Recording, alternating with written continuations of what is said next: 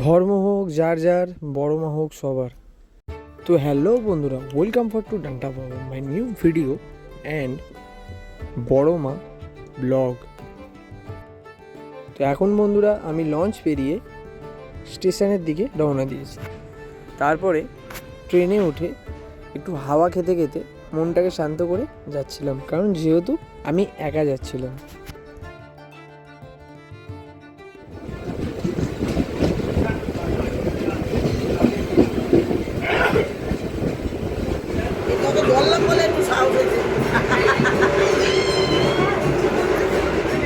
এটা বন্ধুরা নৈহাটি স্টেশন। একবার দেখতেই পাচ্ছেন চারপাশের মানুষের সমাগমটা।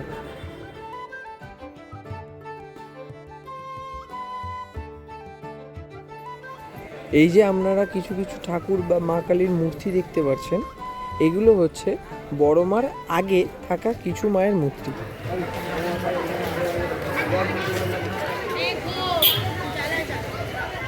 মাকে পুজো দেওয়ার জন্য আমি কিছু মায়ের জন্য সরঞ্জাম নিয়ে নিয়েছিলাম, যেগুলো আমার মন চেয়েছে।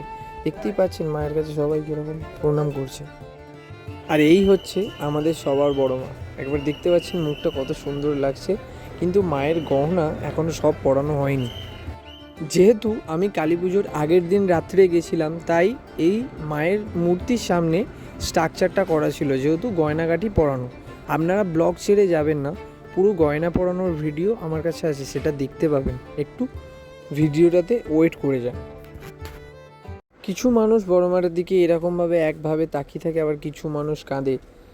কি চায় না চায় জানি না মন থেকে, কিন্তু মন থেকে ভগবানের কাছে একটাই জিনিস আমি চাই, যেন সবাই ভালো থাকে। বড় মার গয়না পরানো স্টার্ট হয়ে গেছে এই মুহূর্তে, একবার আপনারা দেখে নিন। অবশ্য আমিও বড় মার দিকে একভাবে তাকিয়ে থেকে একটা টাইম আমার চোখেও জল এসেছিল।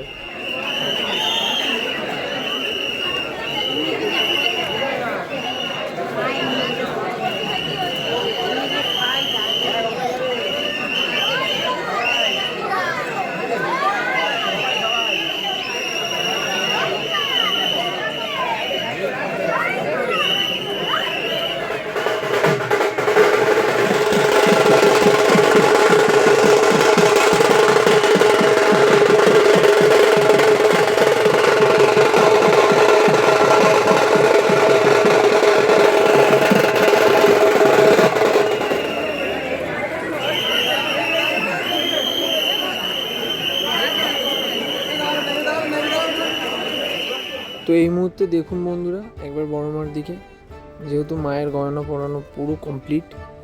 আমি চারপাশের ভিডিওটা একবার তুলে ধরেছি, কারণ মানুষের দেখা উচিত আছে যে কত মানুষ আসে। সব শেষে বন্ধুরা একটাই কথা বলবো, যদি এই মানুষটা বড় মার কাছে আসতে পারে, আমার মনে হয় সব মানুষই আসতে পারে। ভিডিওটা ভালো লাগলে লাইক করবেন, কমেন্ট করবেন, শেয়ার করবেন। জয় বড় মা, জয় বড় মার জয় হোক।